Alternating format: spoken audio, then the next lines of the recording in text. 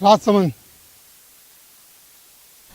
Corona काल में मौत पर सरकारी तमाशे की एक और कहानी देखी है, जिसको मरा समझकर परिजन अंतिम संस्कार कर रहे थे। 10 दिन से उसके मरने का गम भी मना रहे थे, लेकिन 10 दिन बाद वो मुर्दा जिंदा लौट आया। देखिए राजसमंद में मौत पर सरकारी लापरवाही। 10 दिन बाद वो लौट आया।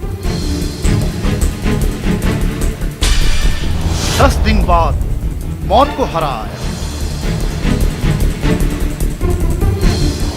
10 दिन बाद यमराज को छका आया है। 10 दिन बाद जिंदा लौट आया मुर्दा।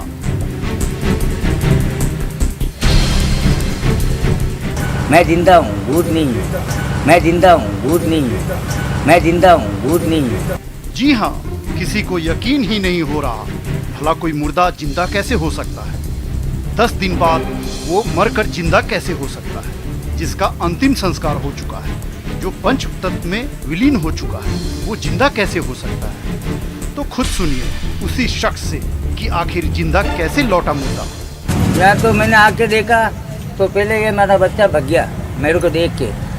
अच्छा। हाँ, फिर मेरी लुकी आई मेरे पास, मेरे को नीलाया। अच्छा नीला के मेरे को कपड़े पहनाए इसने।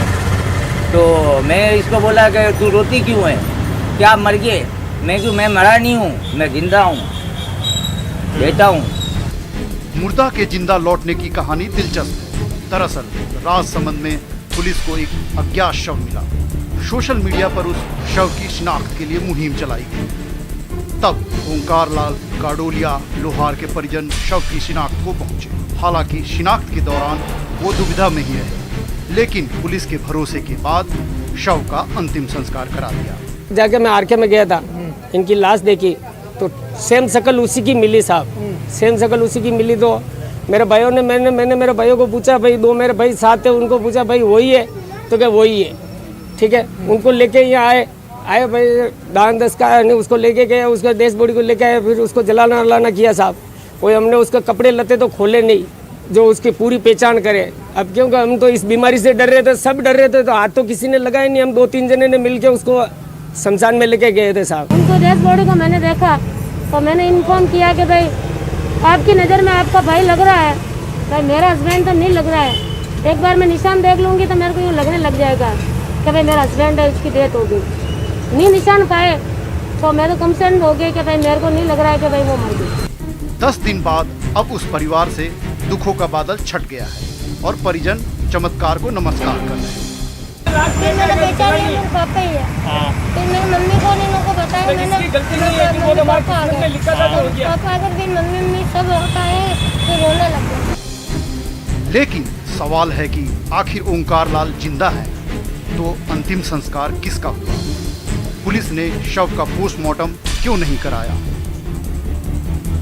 सवाल कई हैं और भी हैं, लेकिन पुलिस के अपने ही तर्क हैं। 10-15 व्यक्ति वहाँ पर पहुँचे थे और इन्होंने उस शव की अपने भाई के होने की पहचान की थी। उसी शिनाख्ती के आधार पर इनको पीएमओ साहब से भी मिलवाया था, उनसे भी इन्होंने रिक्वेस्ट की थी कि हमारे भाई की है, हमें सुपुर्द किया जाए।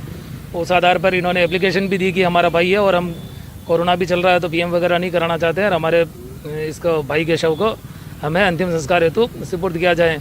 इसे कुदरत का करिश्मा कहें या इंसानी गलती, लेकिन ओंकार लाल के परिवार की खुशियां एक बार फिर से लौट आई है।